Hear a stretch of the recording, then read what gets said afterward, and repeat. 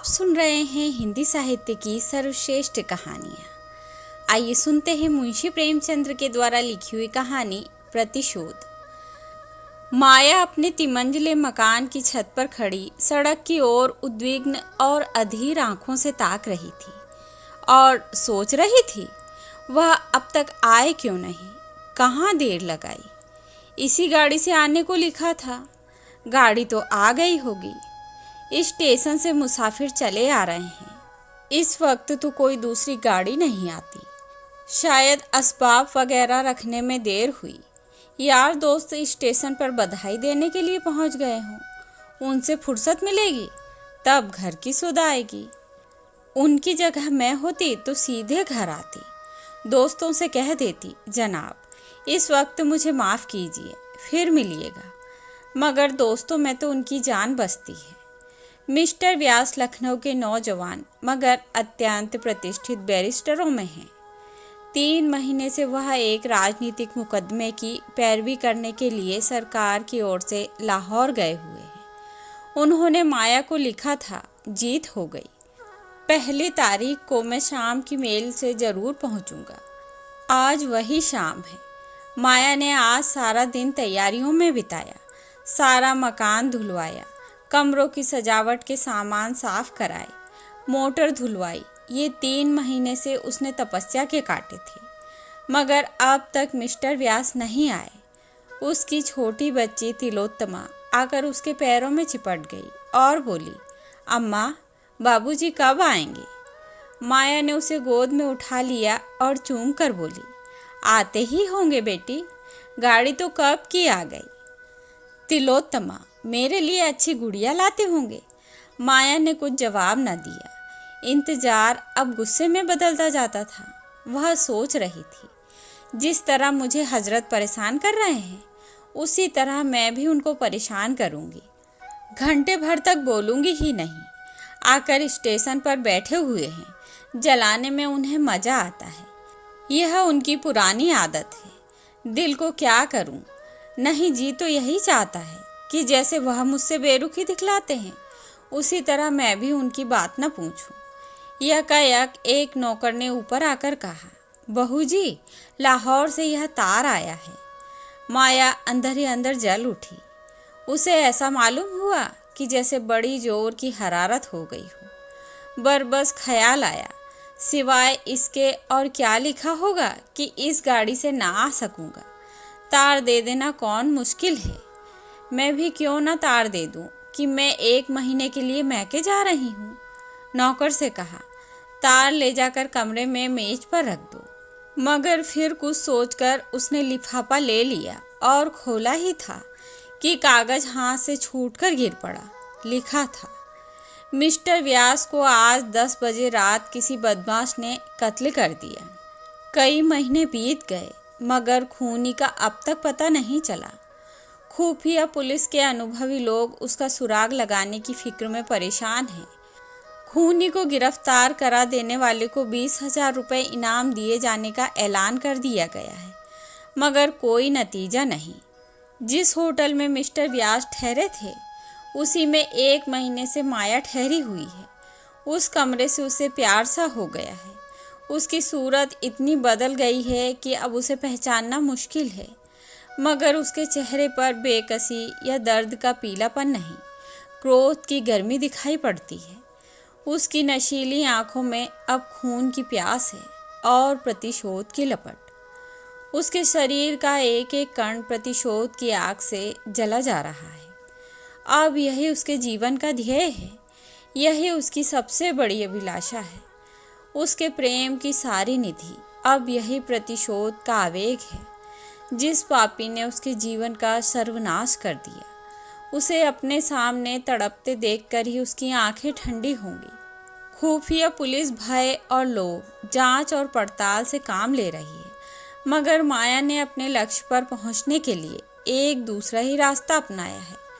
Mister व्यास को प्रेत विद्या से लगाव था।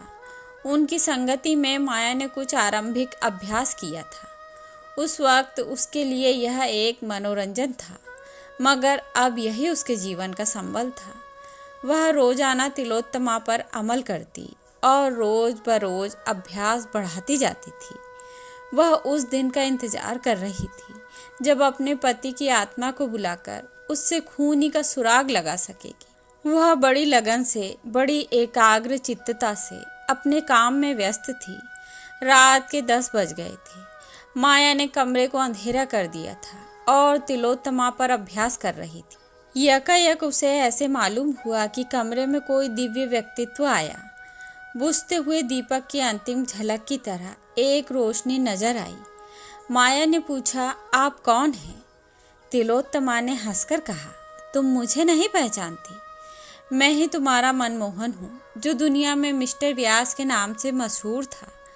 आप खूब आए। मैं आपसे खूनी का नाम पूछना चाहती हूँ। उसका नाम है ईश्वर दास। कहाँ रहता है? शाहजहांपुर। माया ने मोहल्ले का नाम, मकान का नंबर, सूरत, शक्ल, सब कुछ विस्तार के साथ पूछा और कागज पर नोट कर लिया। तिलोत्तमा जरा देर में उठ बैठी। जब कमरे में फिर रोशनी हुई तो माया का मुरझाया हुआ चेहरा विजय की प्रसन्नता से चमक रहा था। उसके शरीर में एक नया जोश लहरें मार रहा था कि जैसे प्यास से मरते हुए मुसाफिर को पानी मिल गया हो। उसी रात को माया ने लाहौर से शाहजहांपुर आने का इरादा किया। रात का वक्त।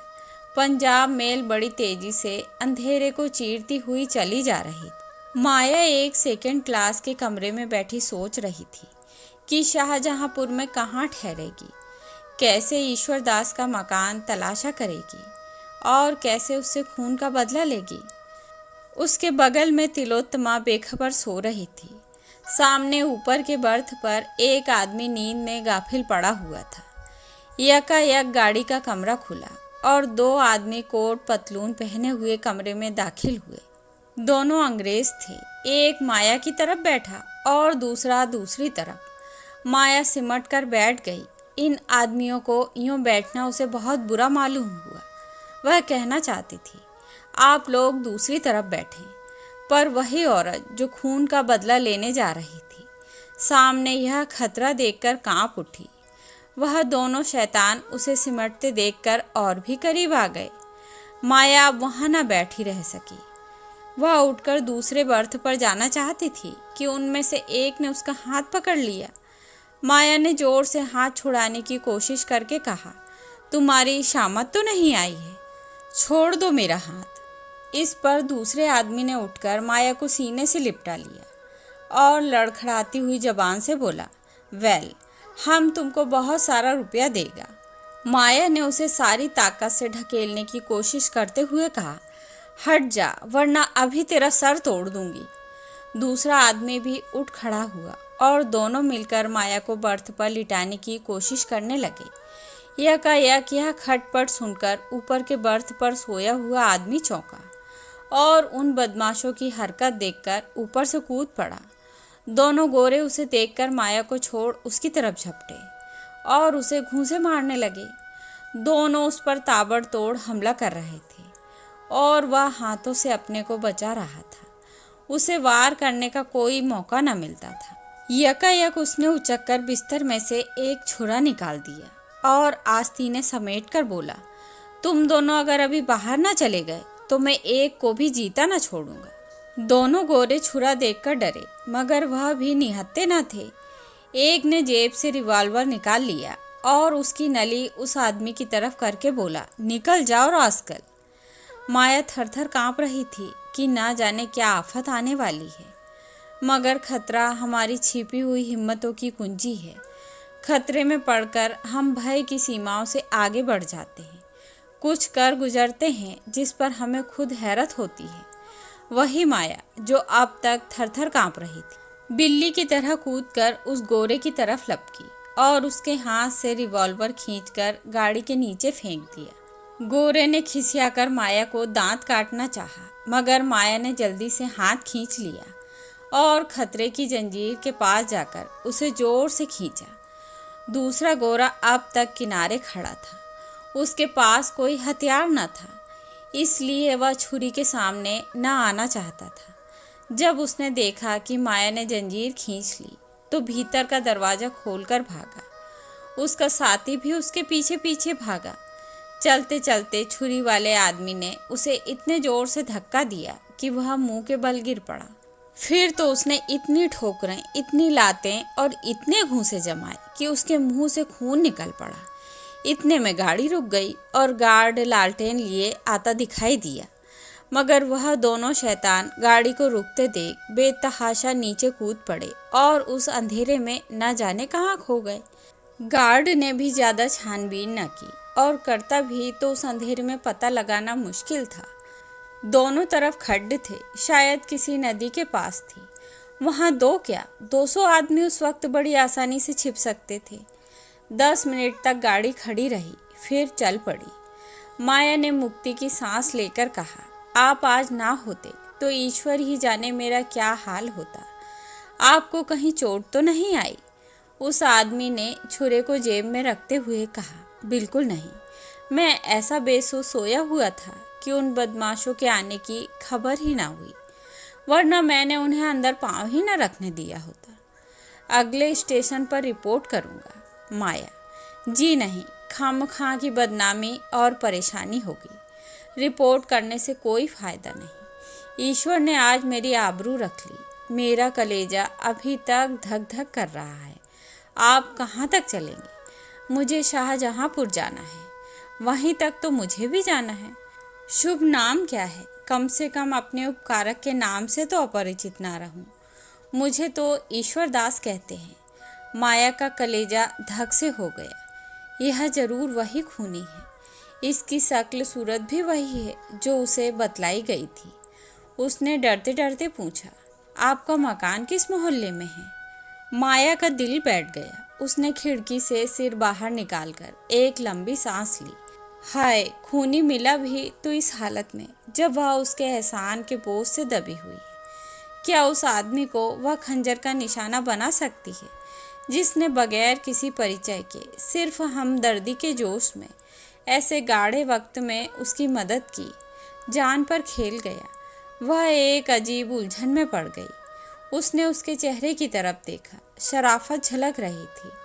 ऐसा आदमी खून कर सकता है, इसमें उसे संदेह था। ईश्वर दास ने पूछा, आप लाहौर से आ रही हैं ना? शाहजहांपुर में कहाँ जाइएगा? अभी तो कहीं धर्मशाला में ठहरूंगी। मकान का इंतजाम करना है। ईश्वर दास ने ताज्जुब से पूछा, तो वहाँ आप किसी दोस्त या रिश्तेदार के यहाँ नहीं जा रही हैं? कोई ना कोई मिल ही जाएगा। यूँ आपका असली मकान कहाँ है? असली मकान पहले लखनऊ था, अब कहीं नहीं है। मैं बेवा हूँ। ईश्वर दास ने शाहजहांपुर में माया के लिए एक अच्छा मकान तय कर दिया। एक नौकर भी रख दिया। दिन में कई बार हाल चाल पूछने आता। माया कितना ही चाहती थी कि उसके एहसान ना ले, उससे घनिष्ठता ना पैदा करे, मगर वह इतना नेक, इतना बेमुरव्वत और शरीफ था कि माया मजबूर हो जाती थी। एक दिन वह कई गमले और फर्नीचर लेकर आए। कई खूबसूरत तस्वीरें भी थी।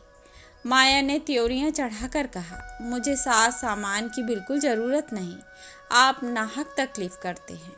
ईश्वर दास ने इस तरह लज्जित होकर कि जैसे उससे कोई भूल हो गई हो कहा, मेरे घर में यह चीज़ें बेकार पड़ी थीं, लाकर रख दी। मैं इन टीम टाइम की चीज़ों का गुलाम नहीं बनना चाहती। ईश्वर दास ने डरते डरते कहा, अगर आपको नागवार हो तो उठा ले जाऊं। माया ने देखा कि उसकी आंखें भर आई हैं। मजबूर होकर बोली, अब आप ले आए हैं तो रहने दीजिए, मगर आगे से कोई ऐसी चीज़ न लाइएगा। एक दिन माया का नौकर न आया। माया ने 8-9 बजे तक उसकी राह देखी। जब अब भी वह न आया तो उसने झूठे बर्तन मांजना शुरू किया। उसे कभी अपने हाथ से चौका बर्तन करने का संयोग न हुआ था। बार बार अपनी हालत पर रोना आता था। एक दिन वह था कि उसके घर में नौकरों की एक पलटन थी। आज उसे अपने हाथों बर्तन मांजने पड़ रहे हैं। तिलोत्तमा दौड़ दौड़ कर बड़े जोश से काम कर रही थी। उसे कोई फिक्र न थी। अपने हाथों से काम करने का, अपने को उपयोगी साबित करने का ऐसा अच्छा मौका पाकर उसकी खुशी की सीमा न रही। इतने में ईश्वर दास आकर खड़ा हो गया। और माया को बर्तन मांजते देखकर बोला, यह आप क्या कर रही हैं? रहने दीजिए, मैं अभी एक आदमी को बुलवाए लाता हूँ। आपने मुझे क्यों न खबर दी? राम राम, उठाइए वहाँ से।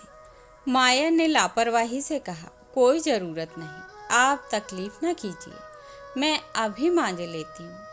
इसकी ज़रूरत भी क्या, मैं 1 मिनट में आता हूँ। नहीं, आप किसी को न लाइए, मैं इतने बर्तन आसानी से धो लूँगी। अच्छा तो लाइए, मैं भी कुछ मदद करूँ। यह कहकर उसने डोल उठा लिया और बाहर से पानी लेने दौड़ा। पानी लाकर उसने मंजे हुए बर्तनों को धोना शुरू किया। माया ने उसके हाथ से बर्तन छीनने की कोशिश करके कहा, आप मुझे क्यों शर्मिंदा करते हैं? रहने दीजिए, मैं अभी साफ किए डालती हूँ। आप मुझे शर्मिंदा करती हैं या मैं आपको शर्मिंदा कर रहा हूँ? आप यहाँ मुसाफिर हैं, मैं यहाँ का रहने वाला हूँ। मेरा धर्म है कि आपकी सेवा करूं। आपने एक जाति तो यह की, मुझे जरा भी खबर न दी। आप दूसरी जाति यह कर रही हैं, मैं इसे बर्दाश्त नहीं कर सकता।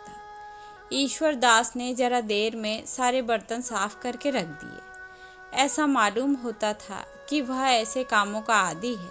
बर्तन धोकर उसने सारे बर्तन पानी से भर दिए और तब माथे से पसीना पोंछता हुआ बोला, बाजार से कोई चीज़ लानी हो तो बतला दीजिए, अभी ला दूँ। माया, जी नहीं, माफ़ कीजिए, अब आप अपने घर का रास्ता लीजिए। ईश्वर दास, तिलोत्तमा, आओ आज तुम्हें सैर करा लाएं। माया, जी नहीं, रहने दीजिए, इस वक्त सैर करने नहीं जाती। माया ने यह शब्द इतने रूखेपन से कहे कि ईश्वर दास का मुंह उतर गया। उसने दोबारा कुछ न कहा, चुपके से चला गया। उसके जाने के बाद माया ने सोचा, मैंने उसके साथ कितनी बेमुरैयत की। रेलगाड़ी की उस दुखद घटना के बाद उसके दिल में बराबर प्रतिशोध और मनुष्यता में लड़ाई छिड़ी हुई थी। अगर ईश्वर दास उसके मौके पर स्वर्ग के एक दूत की तरह ना आ जाता तो आज उसकी क्या हालत होती, यह ख्याल करके उसके रोए खड़े हो जाते थे और ईश्वर दास के लिए उसके दिल की गहराइयों से कृतज्ञता के शब्द निकलते। क्या अपने ऊपर इतना बड़ा एहसान करने वाले के खून से अपने हाथ रंगेगी? लेकिन उसी के हाथों से उसे यह मनहूस दिन भी तो देखना पड़ा। उसी के कारण तो उसने रेल का वह सफ़र किया था, वरना वह अकेले बिना किसी दोस्त या मददगार के सफ़र ही क्यों करती। उसी के कारण तो आज वह वैधव्य की विपत्तियां झेल रही हैं और सारी उम्र झेलेगी। इन बातों का ख्याल करके उसकी आंखें लाल हो जाती, मुंह से एक गर्म आह निकल जाती और जी चाहता इसी वक्त कटार लेकर चल पड़े और उसका काम तमाम कर दे। आज माया ने अंतिम निश्चय कर लिया। उसने ईश्वर दास की दावत की थी, यही उसकी आखिरी दावत होगी। ईश्वर दास ने उस पर एहसान जरूर किए हैं, लेकिन दुनिया में कोई एहसान, कोई नेकी उस शोक के दाग को मिटा सकती है। रात के 9 बजे ईश्वर दास आया तो माया ने अपनी वाणी में प्रेम का आवेग भरकर कहा, बैठिए, आपके लिए गरम गरम पूड़ियाँ निकाल दूँ। ईश्वर दास, क्या अभी तक आप मेरे इंतजार में बैठी हुई हैं? नाहक गर्मी में परेशान हुई माया ने थाली परसकर उसके सामने रखते हुए कहा, मैं खाना पकाना नहीं जानती, अगर कोई चीज़ अच्छी ना लगे तो माफ़ कीजिएगा। ईश्वर दास ने खूब तारीफ करके एक एक चीज़ खाई। ऐसी स्वादिष्ट चीज़ें उसने अपनी उम्र में कभी ना खाई थी। आप तो कहती थी मैं खाना पकाना नहीं जानती, तो क्या मैं गलत कहती थी? बिल्कुल गलत। आपने खुद अपनी गलती साबित कर दी। ऐसे खस्ते मैंने ज़िंदगी में भी ना खाए थे। आप मुझे बनाते हैं, अच्छा साहब बना लीजिए। नहीं, मैं बनाता नहीं, बिल्कुल सच कहता हूँ। किस किस चीज़ की तारीफ़ करूँ? चाहता हूँ कि कोई ऐब निकालूँ, लेकिन सूझता ही नहीं। अब कि मैं अपने दोस्तों की दावत करूँगा तो आपको एक दिन तकलीफ़ दूँगा। हाँ, शौक़ से कीजिए, मैं हाजिर हूँ। खाते खाते 10 बज गए। तिलोत्तमा सो गई। गली में भी सन्नाटा हो गया। ईश्वर दास चलने को तैयार हुआ तो माया बोली, क्या आप चले जाएंगे? क्यों ना आज यहीं सो रहिए, मुझे कुछ डर लग रहा है।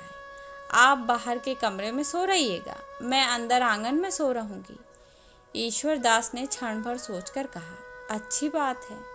आपने पहले कभी ना कहा कि आपको इस घर में डर लगता है, वरना मैं किसी भरोसे की बुढ़ी औरत को रात को सोने के लिए कह देता। ईश्वर दास ने तो कमरे में आसन जमाया। माया अंदर खाना खाने गई, लेकिन आज उसके गले के नीचे एक कौर भी ना उतर सका। उसका दिल जोर जोर से धड़क रहा था।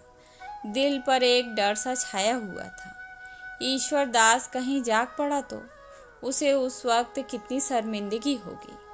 माया ने कटार को खूब तेज कर रखा था। आज दिन भर उसे हाथ में लेकर अभ्यास किया। वह इस तरह वार करेगी कि खाली ही ना जाए। अगर ईश्वर दास जाग ही पड़ा तो जानलेवा घाव लगेगा। जब आधी रात हो गई और ईश्वर दास के खर्राटों की आवाज़ें कानों में आने लगी तो माया कटार लेकर उठी, पर उसका सारा शरीर कांप रहा था। भय और संकल्प, आकर्षण और घृणा एक साथ कभी उसे एक कदम आगे बढ़ा देती, कभी पीछे हटा देती। ऐसा मालूम होता था कि जैसे सारा मकान, सारा आसमान चक्कर खा रहा है।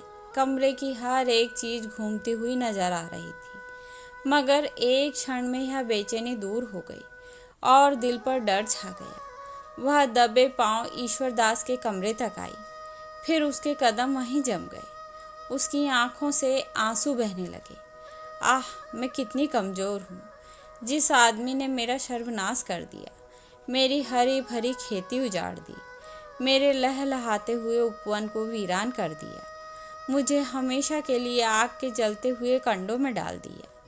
उससे मैं खून का बदला भी नहीं ले सकती। वह मेरी ही बहनें थीं जो तलवार और बंदूक लेकर मैदान में लड़ती थी, दहकती हुई चिता में हंसते हंसते बैठ जाती थी। उसे उस वक्त ऐसा मालूम हुआ कि मिस्टर व्यास सामने खड़े हैं और उसे आगे बढ़ने की प्रेरणा कर रहे हैं। कह रहे हैं, क्या तुम मेरे खून का बदला न लोगी? मेरी आत्मा प्रतिशोध के लिए तड़प रही है। क्या उसे हमेशा हमेशा यूं ही तड़पाती रहोगी? क्या यही वफा की शर्त थी? इन विचारों ने माया की भावनाओं को भड़का दिया। उसकी आंखें खून की तरह लाल हो गई, होंठ दांतों के नीचे दब गए और कटार के हत्थे पर मुट्ठी बन गई। एक उन्माद सा छा गया। उसने कमरे के अंदर पैर रखा, मगर ईश्वर दास की आंखें खुल गई थी। कमरे में लालटेन की मध्यम रोशनी थी। माया की आहट पाकर वह चौंका और सिर उठाकर देखा तो खून सर्द हो गया। माया प्रलय की मूर्ति बनी, हाथ में नंगी कटार लिए उसकी तरफ चली आ रही थी। वह चारपाई से उठकर खड़ा हो गया और घबराकर बोला, क्या है बहन, यह कटार क्यों लिए हुए हो? माया ने कहा, यह कटार तुम्हारे खून की प्यासी है, क्योंकि तुमने मेरे पति का खून किया है। ईश्वर दास का चेहरा पीला पड़ गया। बोला, मैंने? हाँ, तुम ही ने लाहौर में मेरे पति की हत्या की, जब वे एक मुकदमे की पैरवी करने गए थे। क्या तुम इससे इनकार कर सकते हो? मेरे पति की आत्मा ने खुद तुम्हारा पता बतलाया है। तो तुम मिस्टर व्यास की बीवी हो? हाँ, मैं उनकी बदनसीब बीवी हूँ और तुम मेरा सुहाग लूटने वाले हो। तुमने मेरे ऊपर एहसान किए हैं, लेकिन एहसानों से मेरे दिल की आग नहीं बुझ सकती। वह तुम्हारी खून से ही बुझेगी। ईश्वर दास ने माया की ओर याचना भरी आंखों से देखकर कहा, अगर आपका फैसला यही है तो लीजिए, यह सर हाजिर है। अगर मेरे खून से आपके दिल की आग बुझ जाए तो मैं खुद उसे आपके कदमों पर गिरा दूंगा।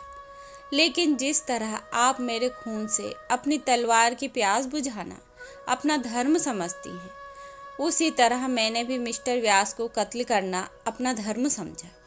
आपको मालूम है, वह एक राजनीतिक मुकदमे की पैरवी करने लाहौर गए थे, लेकिन मिस्टर व्यास ने जिस तरह अपनी ऊंची कानूनी लियाकत का इस्तेमाल किया, पुलिस को झूठी शहादतों के तैयार करने में जिस तरह मदद दी, जिस बेरहमी और बेदर्दी से बेकस और ज़्यादा बेगुनाह नौजवानों को तबाह किया, उसे मैं सह न सकता था।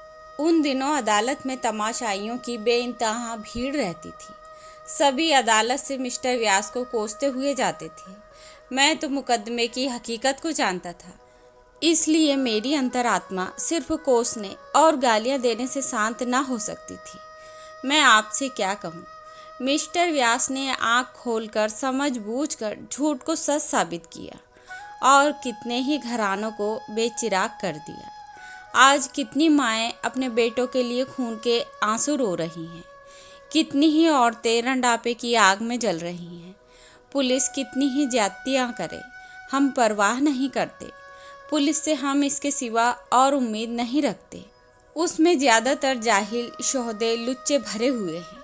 सरकार ने इस महकमे को कायम ही इसलिए किया है कि वह रियाया को तंग करे, मगर वकीलों से हम इंसाफ की उम्मीद रखते हैं। हम उनकी इज्जत करते हैं।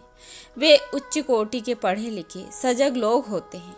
जब ऐसे आदमियों को हम पुलिस के हाथों की कठपुतली बना हुआ देखते हैं तो हमारे क्रोध की सीमा नहीं रहती। मैं मिस्टर व्यास का प्रशंसक था, मगर जब मैंने उन्हें बेगुनाह मुलजिमों से जबरन जुर्म का इकबाल कराते देखा तो मुझे उनसे नफरत हो गई। गरीब मुलजिम रात दिन भर उल्टे लटकाए जाते थे, सिर्फ इसलिए कि वह अपना जुर्म, जो उन्होंने कभी नहीं किया, इकबाल कर लें। उनकी नाक में लाल मिर्च का धुआं डाला जाता था। मिस्टर व्यास यह सारी जातियाँ सिर्फ अपनी आंखों से देखते ही नहीं थे, बल्कि उन्हीं के इशारे पर वह की जाती थी। माया के चेहरे की कठोरता जाती रही। उसकी जगह जायज गुस्से की गर्मी पैदा हुई। बोली, इसका आपके पास कोई सबूत है कि उन्होंने मुलजिमों पर ऐसी सख्तियाँ की?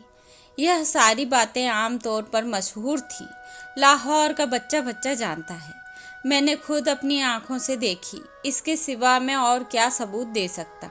उन बेचारों का बस इतना कसूर था कि वह हिंदुस्तान के सच्चे दोस्त थे। अपना सारा वक्त प्रजा की शिक्षा और सेवा में खर्च करते थे। भूखे रहते थे। प्रजा पर पुलिस हुक्काम की सख्तियां ना होने देते थे। यही उनका गुनाह था और इसी गुनाह की सजा दिलाने में मिस्टर व्यास पुलिस के दाहिने हाथ बने हुए थे। माया के हाथ से खंजर गिर पड़ा। उसकी आंखों में आंसू भर आए। बोली, मुझे ना मालूम था कि वे ऐसी हरकतें भी कर सकते हैं। ईश्वर दास ने कहा, यह ना समझिए कि मैं आपकी तलवार से डरकर वकील साहब पर झूठे इल्जाम लगा रहा हूँ। मैंने कभी जिंदगी की परवाह नहीं की।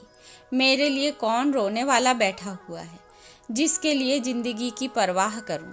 अगर आप समझती हैं कि मैंने अनुचित हत्या की है तो आप इस तलवार को उठाकर इस जिंदगी का खात्मा कर दीजिए। मैं जरा भी ना झिझकूंगा। अगर आप तलवार ना उठा सके तो पुलिस को खबर कर दीजिए। वह बड़ी आसानी से मुझे दुनिया से रुखसत कर सकती है। सबूत मिल जाना मुश्किल ना हो। मैं खुद पुलिस के सामने जुर्म का इकबाल कर लेता, मगर मैं इस जुर्म को जुर्म नहीं समझता। अगर एक जान से सैकड़ों जानें बच जाएं तो वह खून नहीं है। मैं सिर्फ इसलिए जिंदा रहना चाहता हूँ कि शायद किसी ऐसे ही मौके पर मेरी फिर ज़रूरत पड़े। माया ने रोते हुए, अगर तुम्हारा बयान सही है तो मैं अपना खून माफ़ करती हूँ। तुमने जो किया या बेजा किया, इसका फैसला ईश्वर करेंगे। तुमसे मेरी प्रार्थना है, मेरे पति के हाथों जो घर तबाह हुए हैं उनका मुझे पता बतला दो। शायद मैं उनकी कुछ सेवा कर सकूं। तो यह थी मुंशी प्रेमचंद्र के द्वारा लिखी हुई कहानी प्रतिशोध। आशा करती हूँ आप सभी को पसंद आएगी।